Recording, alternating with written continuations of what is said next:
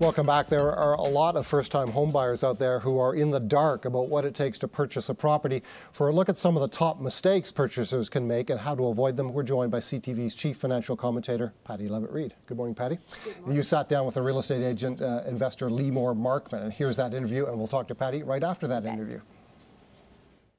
So we've actually heard a lot in the last month about the chaos and the turmoil of first-time homebuyers who have put in offers and then don't have enough money to be able to cover the purchase price. And what's happening, and people didn't realize, is they went out, got a pre-approval for the mortgage, realizing that they were pre-approved, but not recognizing that the property needed to be pre-approved. So it's caused a bit of a havoc. So for example, if somebody was going to buy a property for $600,000, thinking, I don't need to put in a condition, I don't need the appraisal, we're good to go, I've been pre-approved, and then the appraisal is done and is only coming in at $550.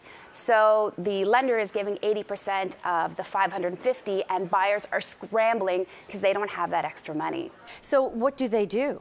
Well, the tip is to try to avoid the situation in the first place. I know when the market was really hot, people weren't putting in conditions to try and actually secure a property, but in reality, putting in a financing condition and not lifting that condition until the appraisal is done is the only way to ensure that you will be able to cover the purchase price. Now, you've also made reference in the past that don't give the deposit to the potential owners of the home, give it to your lawyer. Why?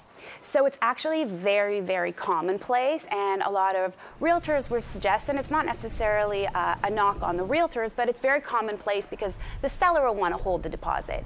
But in many instances where you're doing the due diligence, maybe you've done a home inspection, there's something wrong with the property, or your financing doesn't come through, if you've in fact given your deposit to the seller's brokerage or the seller's realtor to hold for you, it can be very difficult to get it back, and sometimes you may not even get it back. But why? If you don't go through and you had conditions on the house, don't they owe it to you? So legally, they do owe it to you. Sometimes they really drag their feet, and if you put in a $25,000 deposit and it takes you weeks on end to get it back, well, that may stop you from getting your next property. Now, that's true. That's a good point. Yeah. Now, think about the number of millennials that have their parents going in on their property with them. I love this tip because you're suggesting be very careful about how you distribute the ownership. Yeah, so, I think a lot of times when your parents are helping you qualify for the mortgage, you may not realize up front that you need to have a conversation about how the title is registered.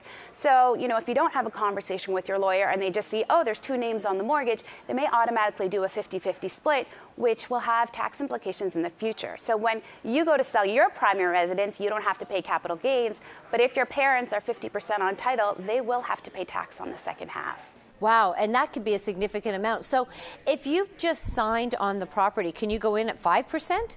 Yeah, you can have a conversation with your lawyer, and it's very common to actually do 99%, 1% in the instance where your parents are helping you qualify for the mortgage. Very interesting. Now, if you're a first-time home buyer and someone's watching right now, or you're a parent of a first-time home buyer, what should they really be on the lookout for right now, given the fact that we've seen such volatility in the housing market?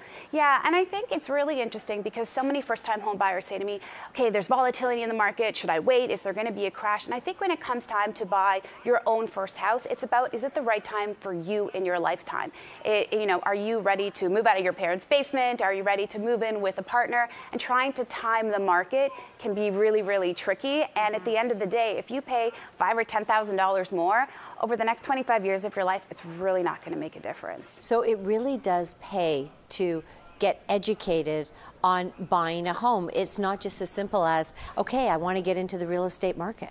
It's definitely not that simple, and I find a lot of first-time homebuyers are very, very overwhelmed. You talked about parents contributing and helping with the crazy real estate prices that we have. It's very common that parents also will give a financial gift. And one of the mistakes that I see a lot of people make is if they haven't maximized the $25,000 in their RSPs, which they can take out at 0% interest from themselves, they don't necessarily think, oh, my parents giving me a gift, I can put it into RSPs, get a big tax refund this year or defer to future years. So there's so many nuances. It just has to stay in the plan 90 days. 90 days, that's it. But a lot of people don't think about it that way. And you could get a hefty return. And when you're buying your first property, that money will come in really handy. Great interview. Patty Levitt-Reid joins us now for more on that. There's some interesting tips there for people who are maybe getting into this market for the first time. You know, when I sat down with Limor, she said she bought her first piece of real estate when she was 26 years old. And she said, I made a lot of mistakes. And I'm a millennial at the time. She still is a millennial. And she said, I have to find a way to help others out. And so she literally chronicled all the mistakes that she made. She's now offering a seminar to go through. You know, it's a 6-week course. It's relatively cheap when I actually looked at it. And it really breaks it down. And there are some tips there that a lot of people, you know, really didn't think about. And given the volatility that we're seeing in the markets, there are people that have offers in and the valuation of the property has come down, even if it's marginally, but they were already squeezed to begin with. So you can see by just, you know, tweaking a few things and having a little knowledge, the seller is back in control. Excuse me, the buyer's back in control. Your thoughts on this? Yeah, people just got to be careful, especially with real estate values. We've talked about this earlier in the summer. That's one of the biggest things. But for new-time buyers, be patient. Don't rush out and buy a home. Nothing's worse when I hear someone went out to look at houses. They go, oh, yeah, I looked at 2 houses and bought one. You know, look at as many as you Actually, can. that's exactly what I did. Usually I buy the first one, and usually I walk in and say to the actual seller, I'm going to buy your place just because I love it. And I do, but that's not the point.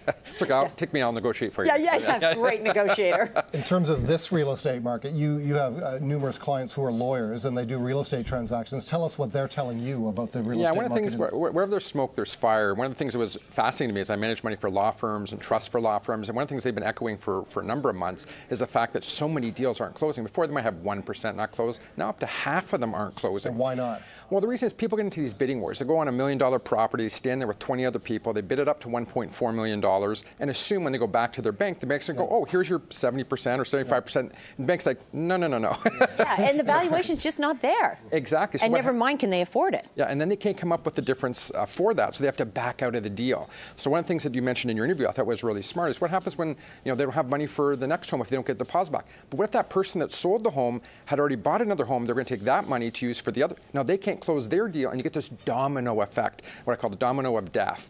And that's one of the biggest challenges with real estate now.